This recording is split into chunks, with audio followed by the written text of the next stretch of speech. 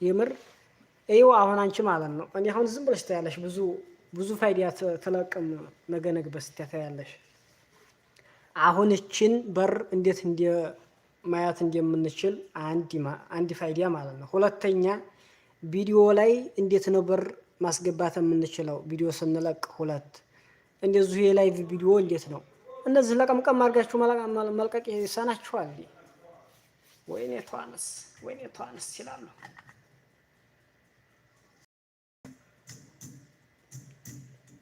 እኔ አሁን የዛሬቱን ቪዲዮ ለቀሜ ነው የለቀቅኳት።